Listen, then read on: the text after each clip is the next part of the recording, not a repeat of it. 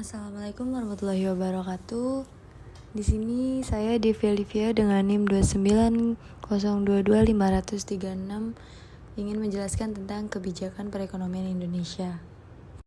Di sini yang pertama ada pendahuluan, lalu pembahasan, dan terakhir kita akan menyimpulkan serta saran. Yang pertama ada pendahuluan. Pendahuluan atau latar belakang yaitu kebijakan ekonomi suatu negara tidak bisa lepas dari keterlibatan pemerintah, karena pemerintah memegang kendali atas segala sesuatunya yang menyangkut semua kebijakan yang bermuara kepada keberlangsungan negara itu sendiri. Kebijakan sering terpengaruh juga oleh lembaga-lembaga internasional seperti International Monetary and atau bisa juga disebut dengan Bank Dunia, serta keyakinan politik dari pihak-pihak yang memegang kekuasaan negara saat itu.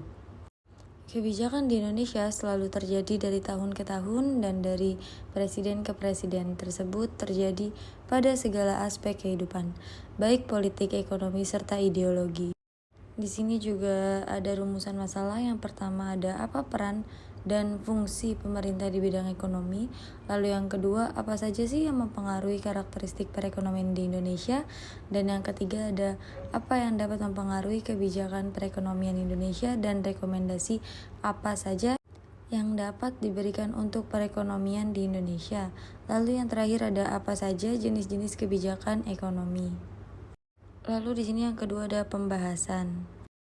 Di sini yang kita ingin bahas yaitu ruang lingkup ekonomi di Indonesia, peran dan fungsi pemerintah di bidang ekonomi, lalu karakteristik yang mempengaruhi perekonomian di Indonesia, lalu masalah yang dapat mempengaruhi kebijakan perekonomian dan kebijakan-kebijakan dalam bidang ekonomi. Di sini ruang lingkup ekonomi di Indonesia yaitu istilah ekonomi yaitu yang berasal dari bahasa Yunani ekonomia, yaitu bergabung dengan kata eikos dan nomos.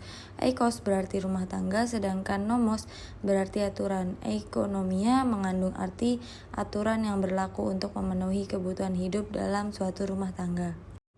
Secara istilah, ilmu ekonomi yaitu ilmu yang mempelajari berbagai tindakan manusia dalam memenuhi kebutuhan hidupnya yang tidak terbatas dengan alat pemuas kebutuhan yang terbatas.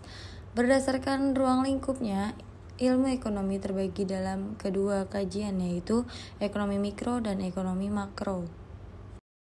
Lalu di sini yang kedua ada peran dan fungsi pemerintah di bidang ekonomi. Dalam upaya peningkatan kehidupan ekonomi, individu dan anggota masyarakat tidak hanya tergantung pada peranan pasar melalui sektor swasta. Peranan pemerintah dan mekanisme pasar atau interaksi permintaan dan penawaran pasar merupakan hal yang bersifat komplementer atau bukan substitusi dengan pelaku ekonomi lainnya.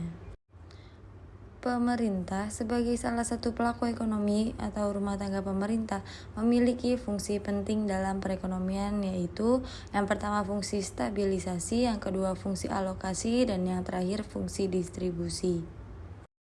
Dan di sini yang ketiga ada karakteristik yang mempengaruhi perekonomian Indonesia, faktor geografi, dan yang kedua ada faktor demografi, dan yang terakhir ada faktor sosial, budaya, dan politik.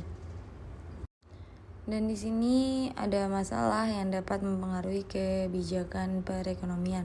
Yang pertama itu ada masalah kemiskinan, yang kedua ada masalah keterbelakangan, yang ketiga ada masalah pengangguran, dan yang keempat ada masalah kekurangan modal, yang kelima ada masalah pemertaan pendapatan, lalu yang keenam ada inflasi, dan yang terakhir ada ketergantungan terhadap impor dan uang luar negeri. Dan di sini yang terakhir ada kebijakan-kebijakan dalam bidang ekonomi. Yang pertama ada kebijakan fiskal, yang kedua ada kebijakan moneter yaitu ada operasi pasar terbuka, yang kedua fasilitas diskonto, yang ketiga ada rasio cadangan wajib. Dan di sini yang ketiga ada kebijakan perdagangan luar negeri. Di sini ada dua, yaitu yang pertama kebijakan pengembangan atau promosi ekspor, yang kedua ada kebijakan proteksi atau kebijakan impor. Lalu di sini ada kesimpulan dan saran. Untuk kesimpulan itu sendiri, yaitu kebijakan yang dapat dilakukan pemerintah bisa melalui kebijakan fiskal atau kebijakan moneter, dan untuk mengendalikan perekonomian secara global bisa melalui kebijakan perdagangan luar negeri.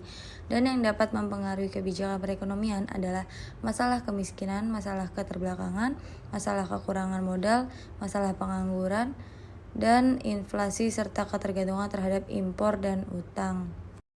Dan di sini terakhir ada saran, yaitu mencakup masalah-masalah dalam bidang ekonomi yang dihadapi pemerintah bukan hanya tanggung jawab pemerintah saja, tetapi kita sebagai warga negara yang baik semestinya ikut membantu dalam mengatasinya. Banyak cara yang dapat diupayakan, dimulai dengan melakukan program-program serta kebijakan-kebijakan.